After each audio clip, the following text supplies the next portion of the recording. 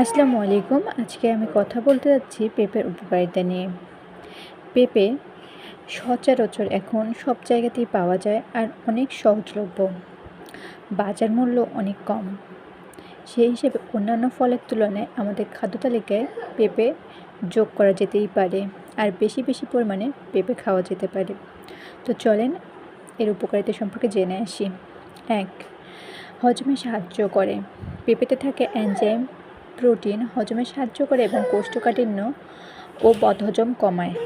২. হৃদরোগের ঝুঁকি কমায়। এতে থাকা পটাশিয়াম এবং ফাইবার রক্তচাপ নিয়ন্ত্রণে রাখে এবং ক্ষতিকর সোডিয়াম কমিয়ে হৃদরোগের ঝুঁকি কমায়। ৩.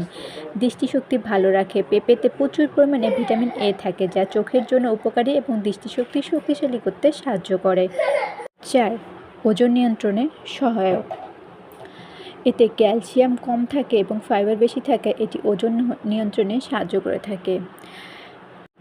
৫. রোগ প্রতিরোধ ক্ষমতা বাড়ায়। ভিটামিন সি এবং অন্যান্য পুষ্টিগুণ রোগ প্রতিরোধ ক্ষমতা বৃদ্ধি করে থাকে।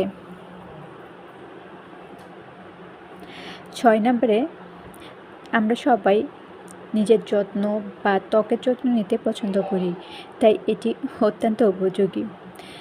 ত্বককে সতেজ রাখতে পেঁপের ভূমিকা অত্যাবশ্যকীয়। ত্বক সতেজ রাখে এবং তারুণ্য ধরে রাখে। ৭. ক্যান্সার প্রতিরোধে সাহায্য করে থাকে। তাই আমাদের দৈনন্দিন খাদ্য তালিকায় অবশ্যই পেঁপে রাখা দরকার। আর বাচ্চাদের হজমে সাহায্য করে, তাই বাচ্চাদের পেঁপে প্রত্যেক দিন দেওয়া যেতে পারে।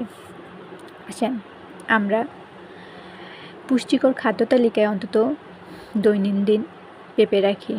সবাই সুস্থ থাকবেন, ভালো থাকবেন।